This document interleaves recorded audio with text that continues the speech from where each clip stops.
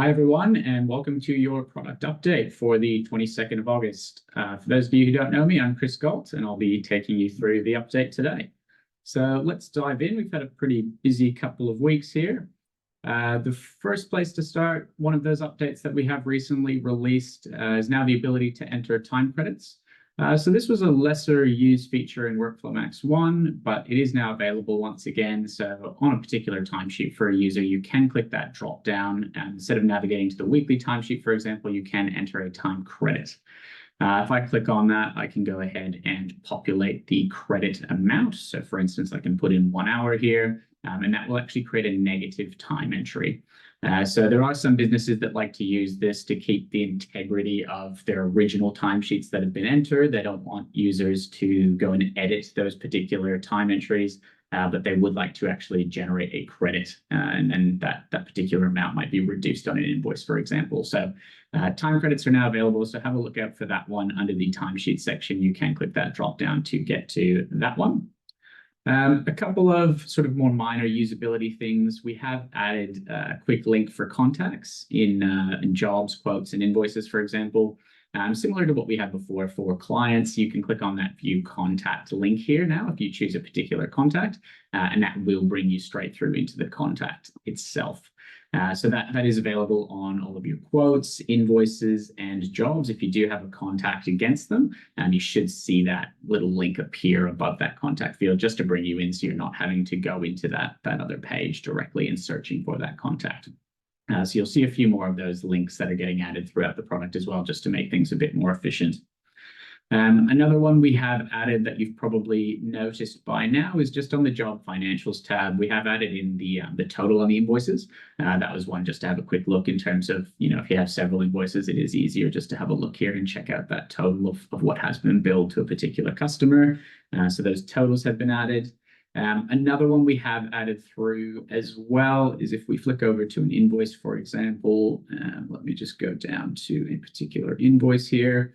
You will notice that we now have a drop down on this email button, and that will pull through all of your custom templates that you have. You will probably notice that in the past, when that popped up with the email, it was just using that default template, where now this will actually generate your template first if you want to use a custom template, for example, by default with your emails. So it will take you straight through to that sort of print preview page where you can select any one of these templates. That will generate that particular custom template for you and pop up with that email. That attachment with the PDF is now using that particular custom template that you would like to use by default.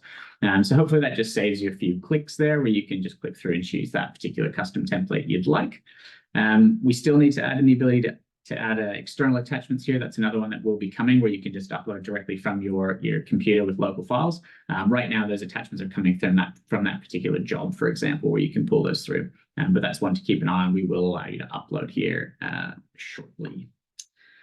In addition to that, on invoices, we do know some users were seeing some funny ones with respect to that invoices page where things were still showing as awaiting payment. It seemed like there were sort of microcents there of 0.0001 that was appearing, which was causing that to still be showing as outstanding. We should have resolved that one now, so do let us know if you're seeing anything that is actually fully paid and showing in this list, but those shouldn't be appearing there anymore. And also the ability to reuse a deleted invoice number. We should be defaulting back there by default. So we do have some users that mentioned to us that they would go and create an invoice. They would delete that particular invoice, and then their number sequence was jumping to the next number in the sequence rather than reusing that number that was deleted. So that should be defaulting back to the number that was deleted previously, just to keep you in line with wherever you were at in your particular sequence there.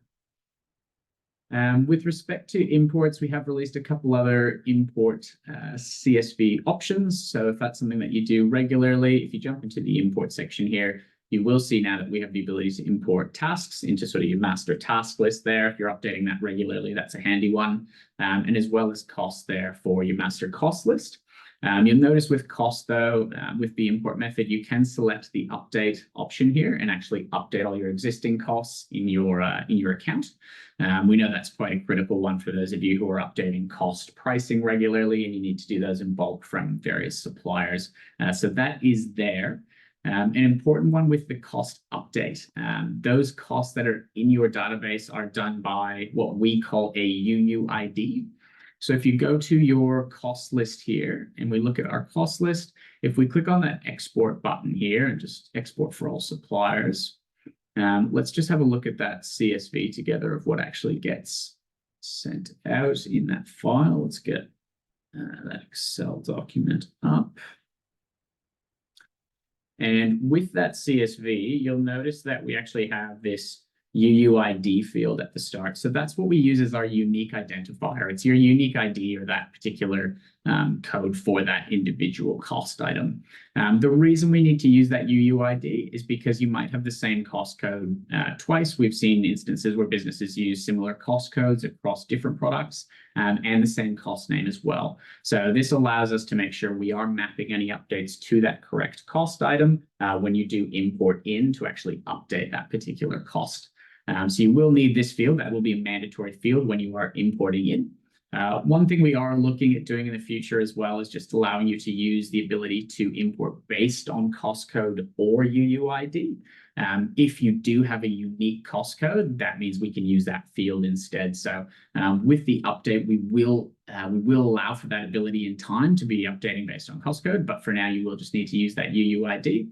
And again, you can export that by going into the particular your cost list here and then hitting that export button. So that's a handy one if you're importing all these costs in bulk, if you need to update your prices.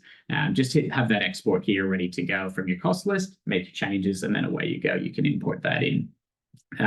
With respect to imports that are coming next on our list that are in testing at the moment with our team, the ability to import clients, suppliers, as well as importing tasks on a particular job.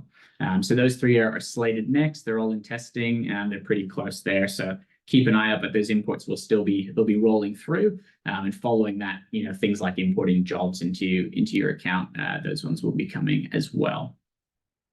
In regards to notifications, we've released the remaining default notifications. So these are all up to scratch with what Workflow Max 1 had now. You'll see, if someone uploads a new job document, a new job note, or completes a milestone, for example, those no longer say coming soon. You can turn all of these default notifications on now in your account if that's useful for you, as well as a few of the custom notifications that have been released. We do now have the ability, if you're creating a new job, you can create a custom notification for that, or a new lead that's added into your account if you do use the lead manager. So a few new custom notifications that have been built out there. There's just a handful of those custom ones left that are still in progress that we're working on. But we're almost at that point of parity with what Workflow Max 1 had in terms of those custom notifications. And that means that we'll be able to build some brand new ones as well going forward, which is exciting. With respect to WIP, if we jump into the work in progress page, you will notice as well that you can now click on this, the date drop down and view your WIP at a particular point in time. So if I jump back to the 31st of July, for example, you'll see those numbers have refreshed with that particular date in mind. So if that is an important one for you to sort of be tracking your WIP at a particular point, you can go through and sort of view this at any date now, and then those numbers will be adjusting with the graphs here as well. So that's now available. A small one with reports, standard reports. In here, when you are exporting, we did have some feedback that these didn't actually have any sort of header information. So if I click on export here and we get that CSV, let's open up that age balance report, for example. It now does have, I guess, the header information with just sort of the date range that might have been used, as well as the name of that report. We know that those of you who export, several different standard reports here, and you might not know which particular report you're looking at. So that's just got the name of it. It's got the particular date range there that's been exported, as well as that breakdown that you'd expect to see. So just some usability things, a bit more minor, but hopefully useful there. We are seeing some good traction with the rest of custom reporting as well. For example, this WIP Ledger report is looking quite good for most users now when they are generating faster than what was. One thing we are looking to do here is just to, if you are using grouping in step 4 of custom reporting, just pinning that particular field that you are grouping on. So staff member in this example, you can see that as I scroll through the list, you actually lose that context of which staff member we're looking at.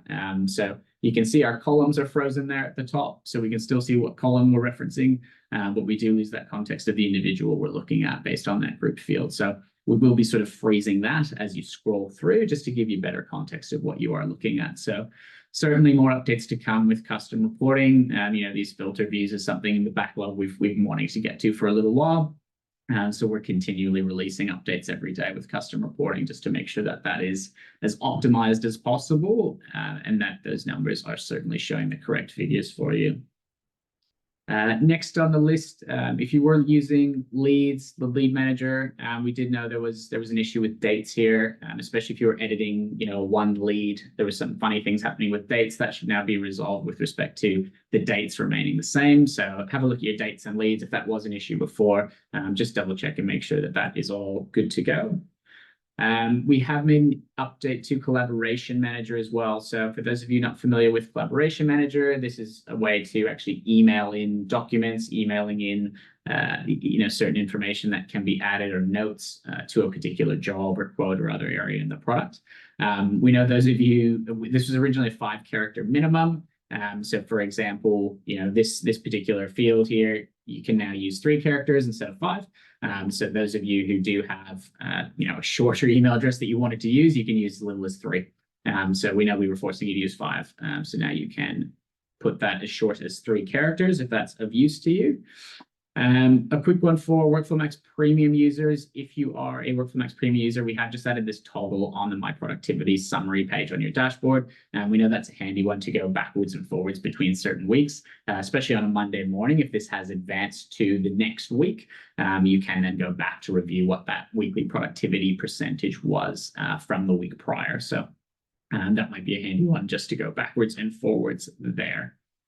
And last but not least for today, I know we have mentioned this previously, but the Global Search beta. So if you are interested in activating Global Search in your account, you can see in this account, I do have search enabled, for example. This is ready to go. If you're interested in being a part of the Global Search beta, we are releasing this in smaller groups at this stage. So we are slowly enabling this for particular accounts before we release it to the masses there. Just raise a support request if you are interested in being a part of that Global Search beta, and we can turn this on in your account. Navigating through into your particular search list here, you can do that, click through to any particular item. And then we've got that View All Results page, which will load everything through that you are searching for. So yeah, if that's of interest to you, please do let us know, and we can enable that there. That does it for today. So thanks for listening to this product update, and we look forward to doing another one again soon. Thanks, everyone.